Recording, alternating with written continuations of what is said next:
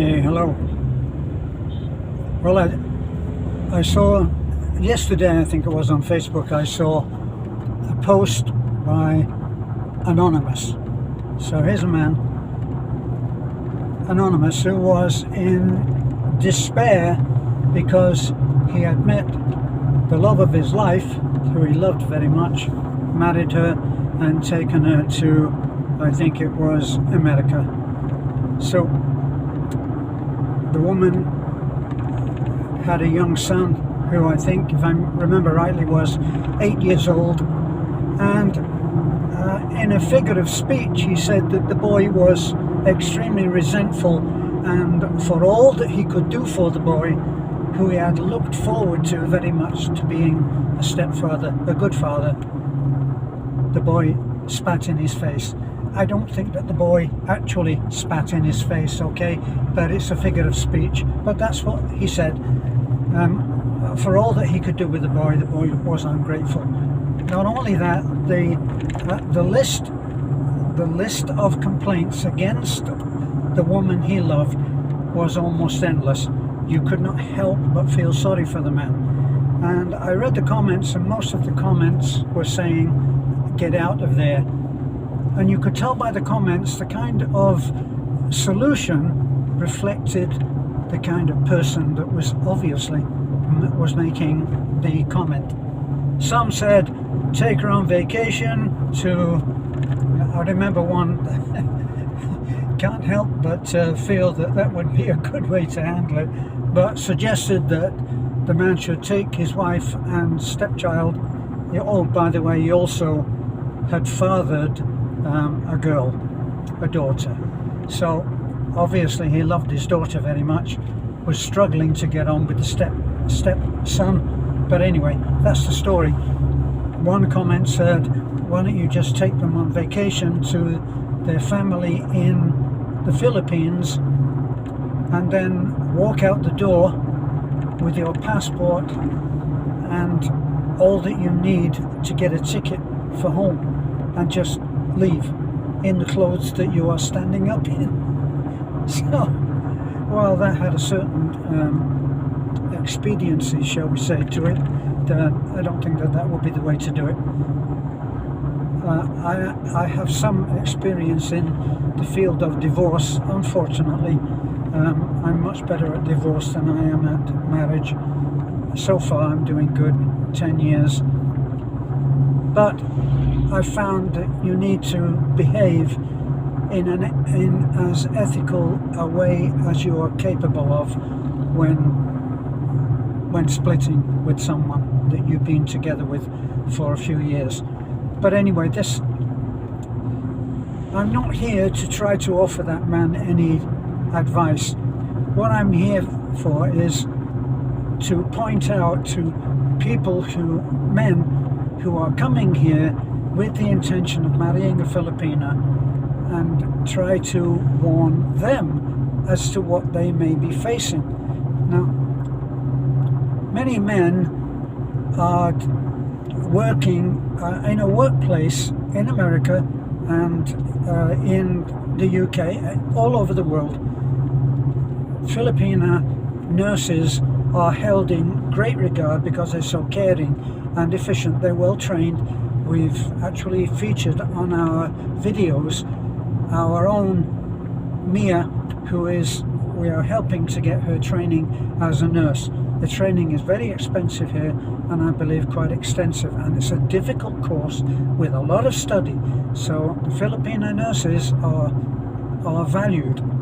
So what I'm trying to say is that men in the Philippines, or I should say men who want to come to the Philippines and marry, may be up against more change than they may be capable of. Now obviously what has happened, I'll describe what I believe has happened with this man that is now in despair as to what he should do with this wife that he cannot control and that is not shaping up, I guess. The woman that you see is not the woman that you will marry. woman that you marry will revert very quickly to whatever her heritage is. Now, if she's a hilltop farmer, like my own wife, Beth, she will revert to that. If she has been brought up a hard time in the city, she will revert to that. She will become herself, and that is the self that you need to get to know.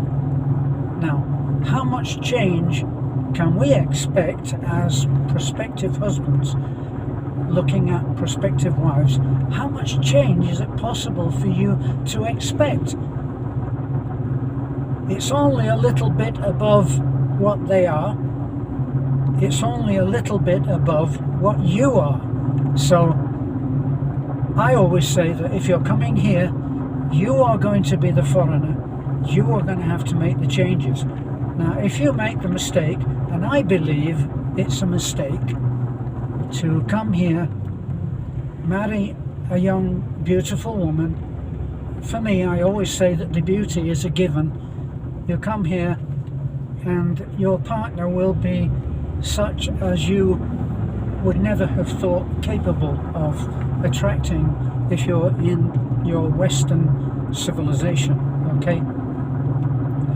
So obviously this man, well, not so obviously, this man has met someone, he's gone online, he's done is it Skype? I didn't do all of this myself, but he's doing the video calls.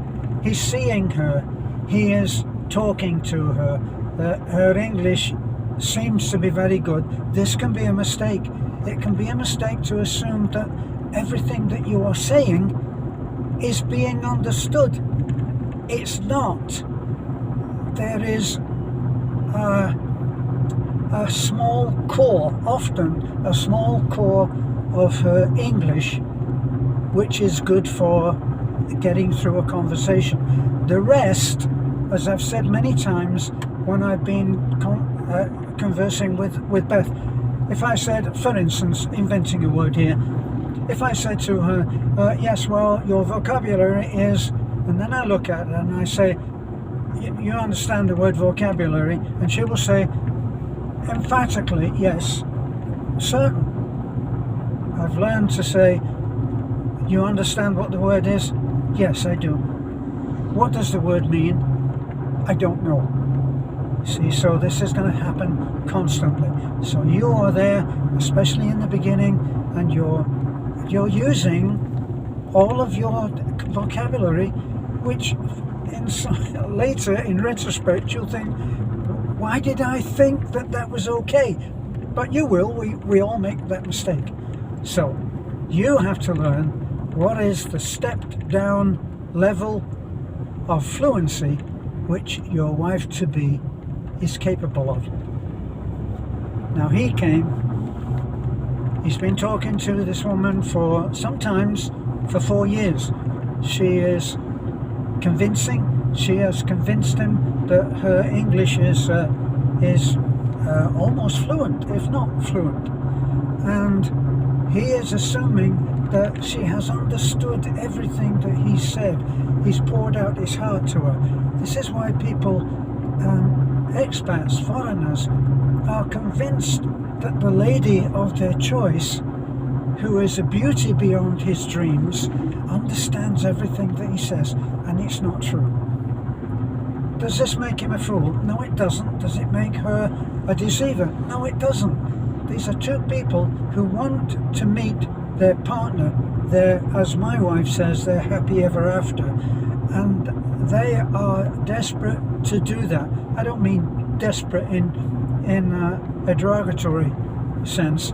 I just mean that they are really wanting to meet their ever after, happy ever after. So you come in on a lot of assumptions which may or may not be true. Now here's the other thing.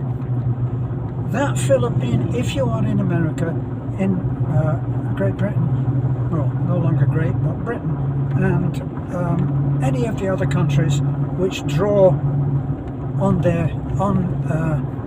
these countries for their prospective husbands. America, a big draw. We met an American today with his lovely Filipino wife. Gotta wait here for a moment. Okay, I'm on. So they're coming, and they're believing that everything that they have amassed in terms of knowledge is absolutely true. So there's no surprises. Now, as I was about to say, that Filipina, or that gathering of Filipinas that you are used to perhaps working with and find wonderful. I mean, they are a happy people. They're a happy people based on so much less than the average foreigner who would not be happy with what they are smiling through. So just be aware of that. Now, they're going to come here with their knowledge of their experience of working with Filipinas. Now, the Filipinas that you may be working with come from what I call, and what the average foreigner would call, a dirt poor family. Now, the origin of dirt poor means that the floor in their house may well be dirt. It may well be soil, hard packed soil that they sweep every day. This is the level of wealth, if you wish to call it that. I don't want to use poverty, but it does amount to that. Very poor origins, which they have struggled through to get an education, get what is needed to be able to get a job abroad, and done an incredible thing. Every Filipino that you meet abroad doing a job is an incredible success story of sheer grit, believe me, and determination. Now, as an example, we met one of our subscribers, went online and said, can you help? During the course of finding out what he needed and making friends and becoming acquainted, we agreed that we would meet him at the ferry and that we would take him to meet the family of his betrothed, and we told him what to expect. Everything that I've been telling you was exactly what was happening. A very poor family, and this is what his wife was coming from. A very poor family with very little in terms of comfort and luxuries and even survival.